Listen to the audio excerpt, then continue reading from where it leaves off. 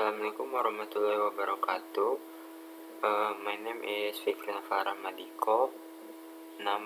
Student number is 2023-32085. In this video, I will present my project about machine learning that aims to provide valuable insight for educational policy and human development.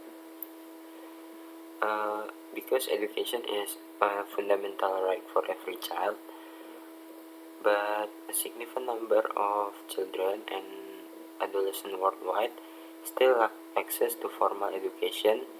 By leveraging machine learning techniques, we can process this data to generate useful information and prediction.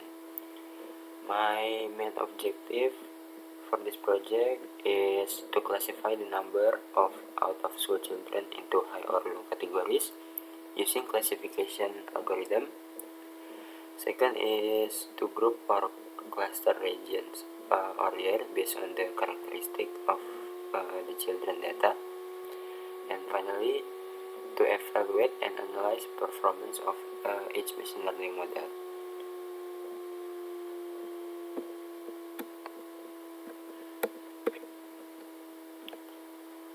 We begin by loading the data into Pandas data frame. The original format was quite wide, so I transformed it using pd.mel to create a long format with column for year, gender, and count. This makes the data more uniform for analysis. Next, we calculate a total column by summing the male and female counts, represent the total number of children, and drop the original male and female columns, retaining only the total for certain analysis.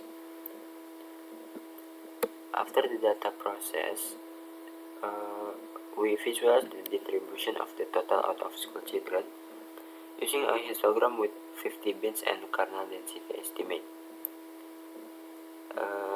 As you can see, the most data points are concentrated at lower counts, with a long tail indicating some region years have significantly higher numbers. Next, we plotted the average number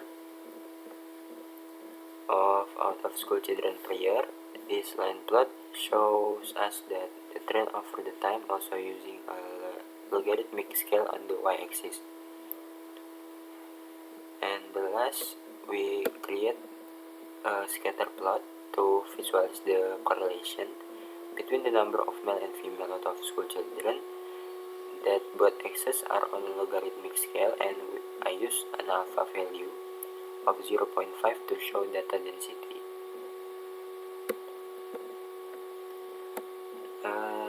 Next is machine learning method that I employed. I choose two distinct algorithms. For clustering, I use k-means because it's a unsupervised learning algorithm that groups data point into number of cluster. And for classification, I use decision tree because this is a supervised linear algorithm that builds a predictive model in the form of tree structure. The visual of k-means we can see in the below here in the implementation section. We can see that each scatter have the distance between data point and their cluster centroid. We use it to identify natural grouping among province or years based on the out-of-school children data. A crucial step here was the data standardization using standard scalar to ensure that features with different scale don't disproportionately influence the cluster process. And for the classification, we opt the test, and each leaf node hold a class label, and it's excellent for tests like categorizing data.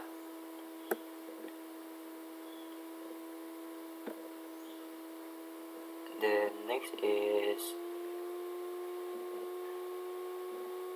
the silhouette score.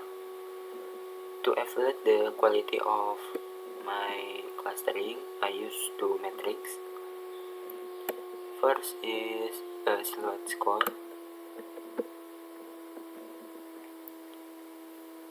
To measure how similar an object is to its own cluster compared to other cluster. And next is Davis Bouldin index. That this metric measure the ratio of within cluster scatter to between cluster separation. Next is evaluating the decision tree classification. First, we create a target variable, a label of column categorizing the total out-of-school children, and the feature for the decision tree model were male, female, and year, and my target was the newly created label. Then I split our data into training and testing sets, with 75% for training and 25% for testing. I initialized the decision tree classifier model and trained it on the training data. After training, we made the prediction on the unsynthesized data. Finally, we generate a classification report which provides a more detailed breakdown of key valuation.